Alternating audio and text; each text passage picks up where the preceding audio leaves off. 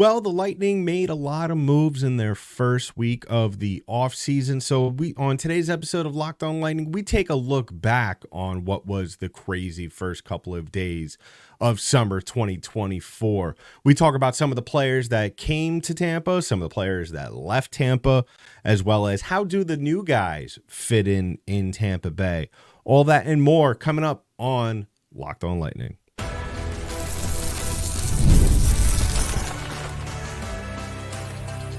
You're Locked On Lightning, your daily podcast on the Tampa Bay Lightning, part of the Locked On Podcast Network, your team every day. And welcome to another episode of Locked On Lightning, part of the Locked On Podcast Network, your team every day. I'm your host, Adam Dankert. Thank you for joining me on this episode of Locked On Lightning. Today's episode is brought to you by FanDuel. Make every moment more. As the summer comes along, there's not a lot of games going on, but this summer, FanDuel is hooking up all customers with a boost or a bonus daily. That's right. There's something for everyone every day, all summer long. Visit FanDuel.com to get started today. On this episode of Locked On Lightning, we're kind of taking a look back on what was the first pretty crazy week of the offseason for the Tampa Bay Lightning. We talk about some of the players that walked away, some of the players that came to town, as well as the players that remain. How does it all fit together?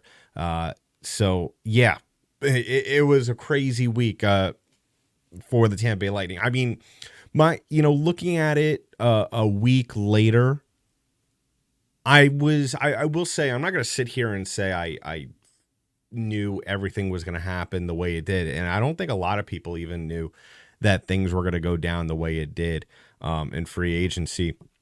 I think the one thing that we kind of figured to a certain degree that happened during the first couple of days was Stamkos leaving. I think, listen, people could act really surprised or shocked or whatever by him leaving Tampa Bay, but let's face it, and really the writing was on the wall the last couple of weeks, especially the days leading up to July 1st, that both sides were very far apart on a deal.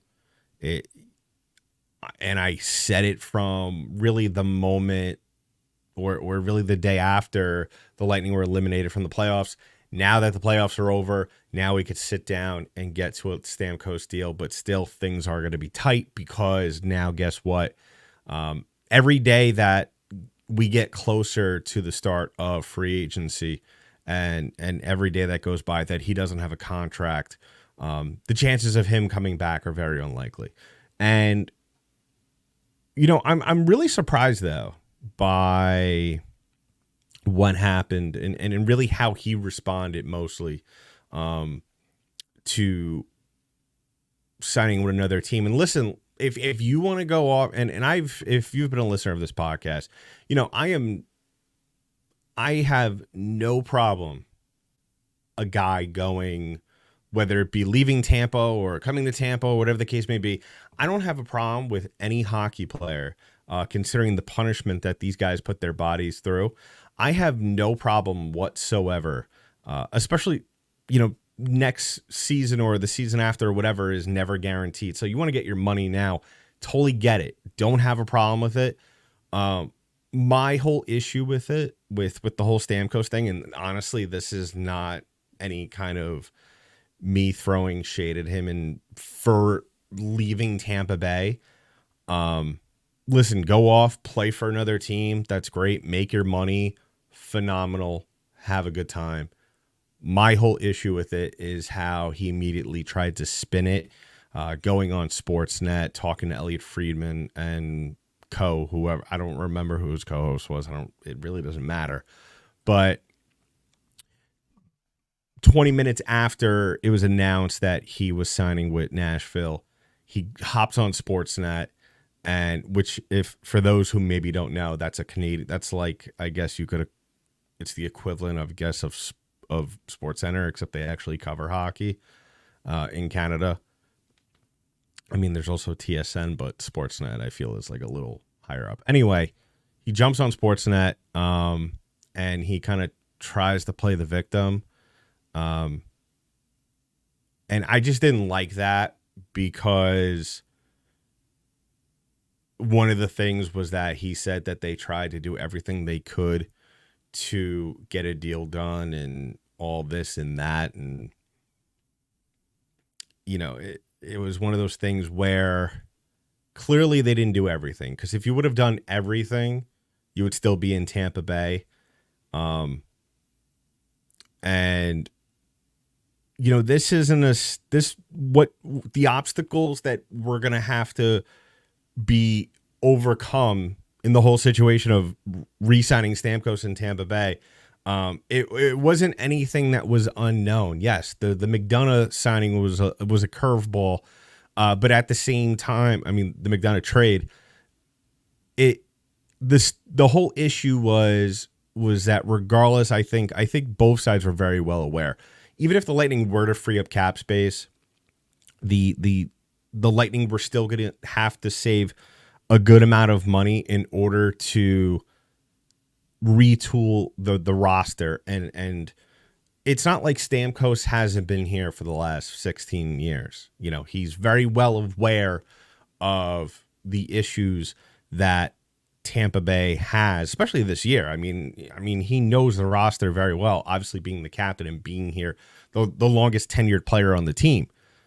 My whole issue with that really is just, what were the expectations? Now, I would find it very hard to believe that he was expecting $8 million over 4 years to stay in Tampa Bay for the Lightning to match that number.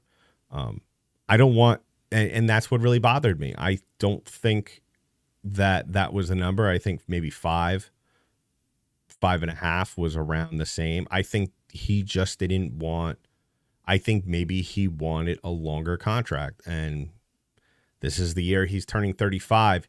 You're not going to get a contract like that. Sorry. I know you just came off another 40-goal season, which is phenomenal, but Julien Brisebois needs to think about the future. He needs to think about Tampa Bay beyond Steven Stamkos, and that's what he did.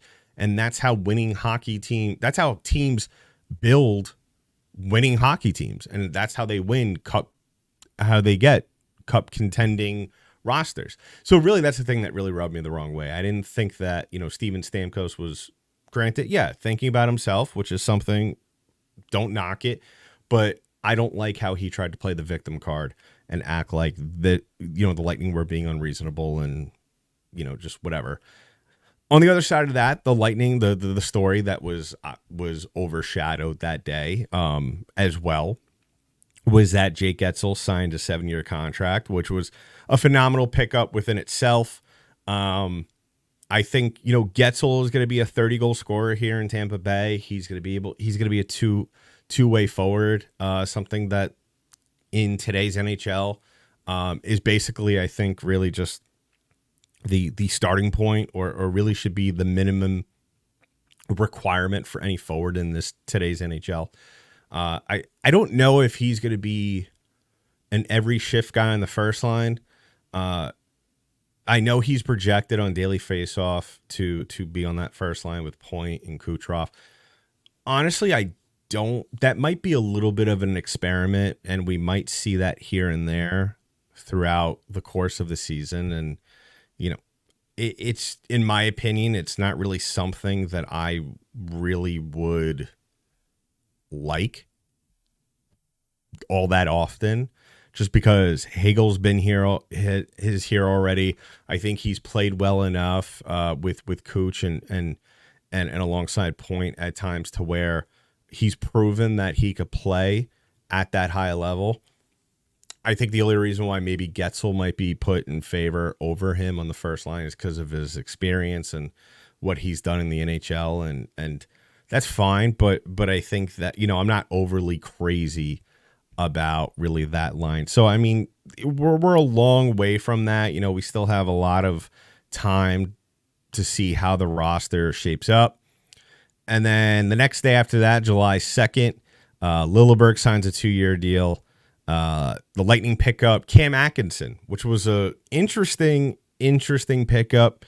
If you've been listening to the show for a while, and also don't let me forget, Zemos Gergenson's going to probably mess that up a couple more times unless I'm getting it right. But picking up Cam Atkinson, which was an interesting pickup. I would expect him to be a solid bottom six forward.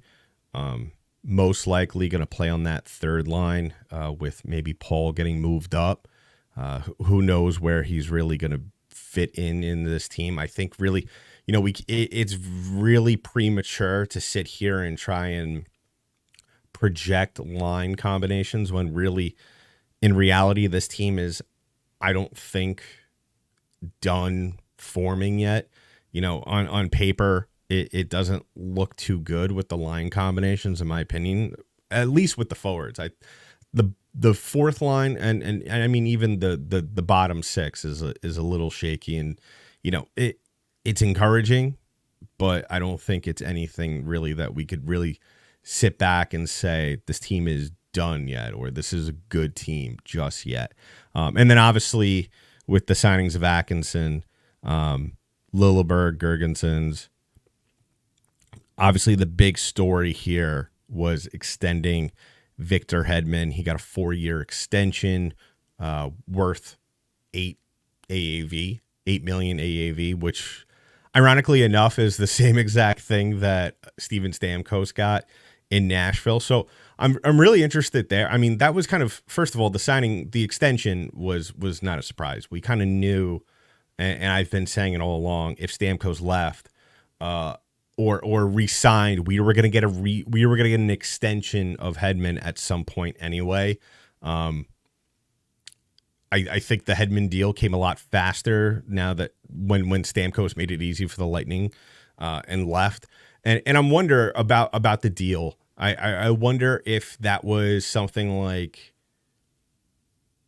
especially maybe how Stamkos handled things with that Sportsnet call-in. If the Lightning were like, screw you, you're going to come out and bash us and make yourself look like the bad guy. Guess what? Boom. We're going to give your friend and ex-teammate and now the face of the franchise the same exact deal. So have fun in Nashville. So yeah, it was an interesting couple of days, and then obviously everything died down. But I think it was a really good step in the right direction. As unfortunate, like I said, it is to see your captain and a guy who's been with this franchise, which it seems like forever, exit and now is going to become an opponent of yours. It's unfortunate, but like I said, at the end of the day, and I hate this cliche, but it's true. At the end of the day, this is a business, and the Lightning need to make the best business decisions for themselves. And like I said, have to think about life beyond Steven Stamkos, as well as I'm sure Victor Hedman and all these other players that are on the team, of course. So let me know in the comments below. I mean, I'm sure people are still kind of upset, or maybe some of you have gotten over it with the help of 4th of July, kind of letting out your frustrations with partying and all that stuff.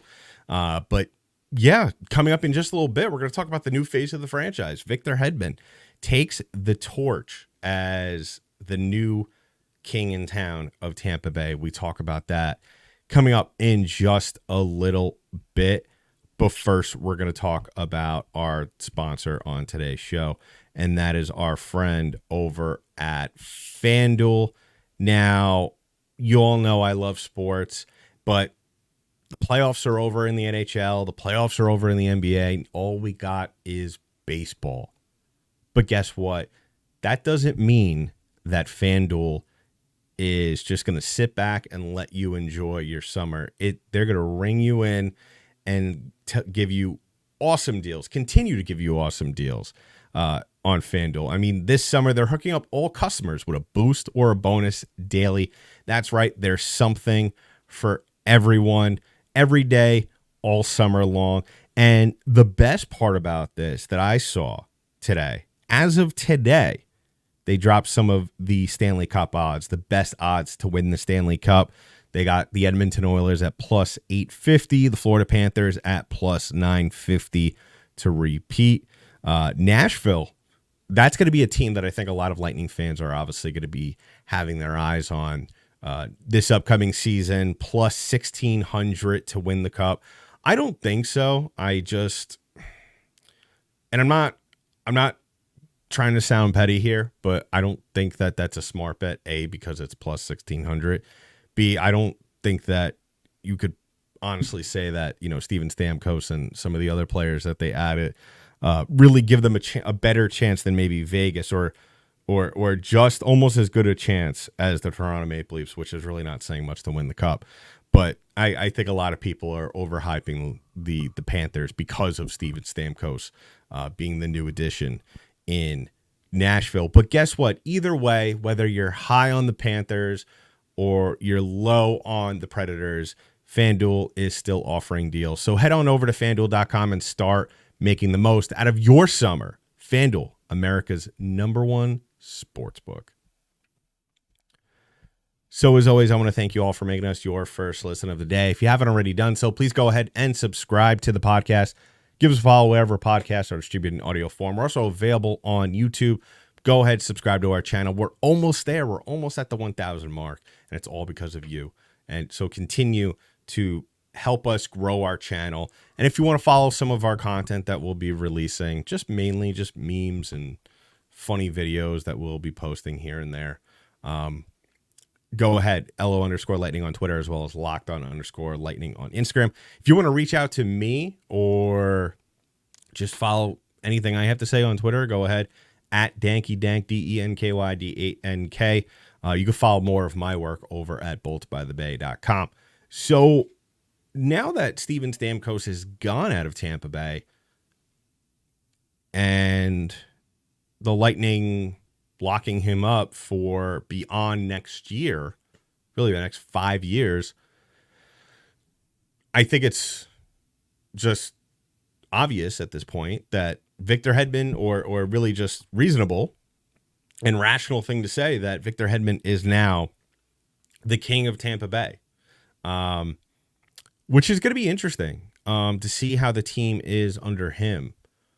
I don't think it's going to be that drastic of a change. Victor Hedman was one of the alternate captains for years under Steven Stamkos.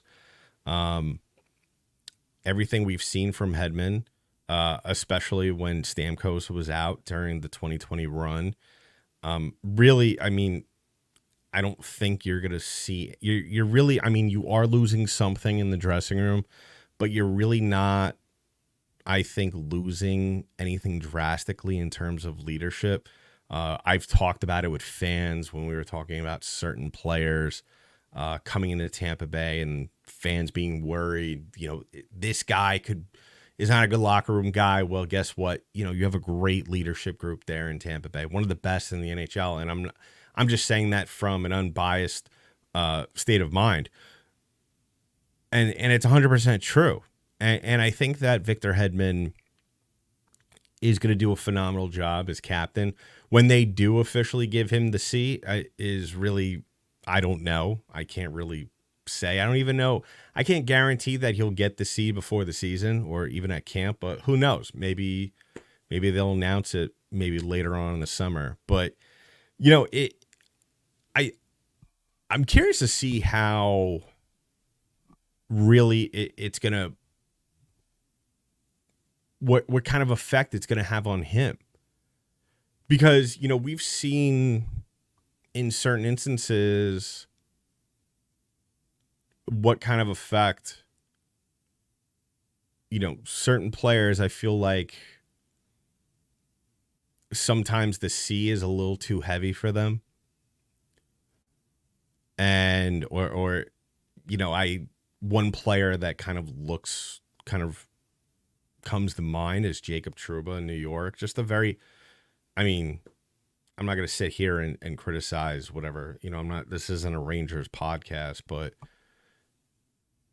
it's just a very, I've noticed his play hasn't been that good since he's been captain. His first year or so in New York was pretty great and impressive. And then once they slapped that C on the sweater, he's just become a weirdly different player than what we kind of all knew Jacob Trouba to be previously, especially during his time in Winnipeg. I don't think we're going to see that from Hedman. Obviously, he's been in the league long enough. He's been with this group of guys long enough to where I don't think it's going to really change anything. All it could do is maybe even grow, help his game and revitalize him. If you've been listening to the podcast for at least the last month or so, when I talk about Victor Hedman, I mean, even in his player review segment that we did, I talked about, I mean, I really always talk about when I talk about him is his playoff runs, especially the year he won the Conn Smythe in the bubble, how just he was already a great defenseman at that point, but he took his game to a whole nother level. Obviously the playoffs, and then the following year, how he played during the regular season was just incredible, en route to the back-to-back, which actually yesterday was the 1-year anniversary of the repeat. So coincidence. I would like to see that version of him. I think it was definitely a more offensively confident player. I think that you'll see that from him, especially if he's in the captain's role. I think he'll also have to do that a little bit more often. I mean, you look around the league and you look at defensemen that are captains. One that comes to mind, other than obviously Jacob Trouba, that has a good offensive game is Roman Josi. And you kind of, when you see Josi play, he kind of just has his fingers all over the game, and he's all over the place. And I think we'll see that from Hedman. And that, to say that is not really outlandish, because when you think about him at the height of his powers and what works for him and what doesn't, I think that really falls in line with what his talents are. So I'm just really excited to see him at the helm and see how this team is. I think they could only, and maybe it'll benefit them. Maybe a new face at the head of the table will benefit this team in the long run. I mean, I'm not saying that Steven Stamkos was a bad leader. I think he was the opposite. I think he was when you look at some of the captains in the last 20 years, the Jonathan Taves, the Patrice Bergerons, I think that really, the Barkov even, I mean, recently, I think you got to put Stamkos obviously up there as one of those guys. I mean, I'm sure there's tons. Obviously, there's Sid, there's Ovi. You could put those guys up right at the top. But yeah, I mean, it's big shoes to fill. But I think that out of any player on this team, Hedman is as suitable as anyone, if not more qualified to fill those shoes. So let me know. I mean, what do you think of Victor Hedman era or captaincy era in Tampa Bay is going to look like? Let me know in the comments below on our YouTube channel. And really, I think that in the end, like I said, a new face at the head of the table in Tampa Bay can only make this team better in the long run. So wrapping things up on the show, as always, go ahead, subscribe to the podcast, give us a follow wherever podcasts are distributed in audio form. We're also available on YouTube. Follow us on our social media pages. You can follow me on Twitter and take a look at some more of my work, like I said, boltbythebay.com. So we're wrapping things up right now with talking about possibility for more moves. Now, the Lightning, when you look at their roster and you look at their projected lines, yeah, it's really not that impressive after you get past the second line. I mean, I don't think Atkinson on the second line is, I just don't feel comfortable about it. I would prefer to see Paul on the wing. Now, with that though, you have a big hole down the middle on the second line, and what does that mean for the long run for Tampa Bay down the course of the season? I talked about it earlier in the offseason, how Esamont, you could slide him over to the wing. To the center position. I mean, he could play on the wing and he could play the center position. You could even experiment a little bit and put Glenn Denning up in the center position on that third line and kind of build around that. Chafee, I think, definitely belongs on the third line. So I would like to see a Chafee, Esamont, and and maybe Atkinson line. But then the risk of that is that your fourth line is completely bare.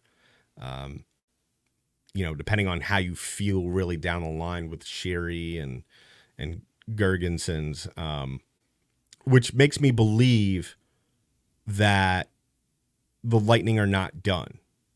I think that even though, whether you're going by cap friendly or you're going by Puckpedia, they both have different numbers for what the Lightning look like in terms of their cap situation. Puckpedia says 4.1 and change and then cap friendly says 5.7 in change. So whatever you want to go by, I mean, eventually we're going to have to start going by Puckpedia because cap friendly will be gone after the 15th. But I think that regardless of whatever number you go off of, this team still has money to play with. And I think that when you look at the free agent pool, you still have a good amount of players out there that you could bring on, whether it be for 1 year or 2 years, to where you could figure out a friendly contract that you could basically sell the player on and say, great place to play, beautiful weather, great golf courses, come here and help us win, all that good stuff. I said on Twitter, I think it was maybe late last week, I really like Mike Hoffman.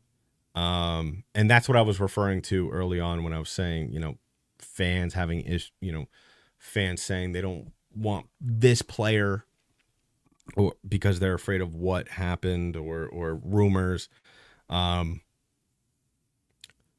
My thing with Hoffman, I mean, he's a seasoned veteran. He's been in the league for quite some time. He could score a little bit still. He's dealt with some injuries, yes, but you bring him in, he's a guy that could kind of hold down your third line, can kind of be the grown-up there. And if you could have him, Atkinson, and Esamont, I know that doesn't sound like a stellar third line combination. Still, it's better than what you already have. And some of you might be saying, and I'm also in agreement with this, is why go out there and get a guy like that who's 34 and with that risk of whatever baggage he might be bringing in. I get that. But if you really look at this free agent market, there's really not much out there. But I think at the end of the day, the Lightning still do need to make a move. I know a lot of Lightning fans will be quick to jump on this idea, but I don't believe bringing Tyler Johnson back to Tampa Bay would be the best move. I know he's had a little bit, I guess, of a resurgence there in Chicago. I'd rather not. I'd rather not just keep going back into the well and getting players that you've played with or have had in the past. I think that, if you're going to go out there and spend money, you got to spend it wisely. You can't just go out there and say, we want this guy because we know what we're getting out of him or because of the nostalgia. I hate to bring it up again, but we kind of did that with Vlad Nemestikov, and look how that worked out. But unfortunately, it's going to be that kind of year, at least to start off, that this team is kind of going through a new shift. They're going through a retool. Obviously, there's a shortage of money here and there. But, good teams, and this is another one I hate, good teams find ways to win. And I still believe that this is a good team. I do believe that they're still going to try and figure out who they could go after and add to this team. But honestly, it really at this point, I don't think it's going to be anybody of real significance. When I say Mike Hoffman, I think that's a little bit of a reach. I don't think that at his point in his career, he's really looking for kind of to go somewhere and it kind of being almost like in a transitional period. I think if he's going anywhere, he's going to a certified fringe cup contender or a certified cup contender. And I don't think the Lightning are there right now. I don't think they're really even considered a fringe cup contender. They're a team that, if they don't play this right, they could be a team that could really be on the fence of getting a wild card spot. That's kind of how they were this year. But they lucked out because the Red Wings kind of just faltered there at the end. Buffalo wasn't good. Ottawa wasn't good. But that's all the change. That's all about to change, I think, in this division. I think that, and I think that's the other thing that's in the back of Brisebois' mind, is that this division is kind of slowly transitioning. A lot of the top dogs that have been really the best teams for a while now, they're all going through a transitional period. Boston just traded away Allmark. Florida has like 1 billion free agents. Obviously, the Lightning, we all know what they're going through, as well as Toronto is just in a weird spot right now. They just flat out refuse to go out and get an actual goaltender. And you have the whole Mitch Marner thing floating around, which I think, in my opinion, they'll end up trading him. But I think that now is not the time to make any rash moves. I think really at the end of the day, you're kind of just picking out role players, guys that you could kind of switch in and out of the lineup on a daily basis. And I really think that's where the Lightning are. I think that when you try to nail it down as to what a top 3 spot would look like in this division, I don't think it's too outlandish to say, especially like I said, I think that this division is kind of going through a transitional period. I think 88 points gets you a top 3 spot. I don't see Boston playing all that well this year. Toronto's a toss-up. We know Florida is going to probably win the division again. Ottawa and Detroit and Buffalo are going to be very strange. And really that's going to, I think that, it's their year, all their years to prove that they're ready to be, part of the playoff mix. If they're up to the task is a whole nother conversation within itself. And then Montreal, I think, is going to take a step forward, but I don't think they're going to be anywhere near a playoff spot. And through all that mix, Tampa Bay is going to have to keep their head above water. And I think they can. I think especially now, you're going to have a healthy Vasilevsky. You have, for the most part, your leadership group intact. And really the first couple of weeks of the season, maybe even the month, it's really, the storyline is really going to be finding your identity without 91. And I think that once the Lightning do, and I don't think it's going to take very long, like I said, especially with the leadership group, especially with John Cooper at the helm, I think you're going to be able to figure it out. I think it also allows you to kind of think outside the box a little more and how you want to do things offensively. And I think that, with some help from some of the young talent in Syracuse, I think this team could pull it off. And I think that, the Lightning will be fine. I think they'll be middle of the pack in the Atlantic Division, which is why, as much as I would like, and I think we all do, we all want to see them be active for the rest of the summer and kind of do things here and there. But I think really they're going to be quiet for the most part. I think maybe you'll get 1 or 2 signings before the summer is over. And that'll be your 2024-25 Tampa Bay Lightning. So let me know in the comments below how you feeling about that. I know it's really, it's one of those things I know from a fan perspective. You want to see them make the signing. You want to see them spend the money. But, you also got to understand what's ahead of you and what could possibly come up at some point. There's also there could also be a trade happen at some point.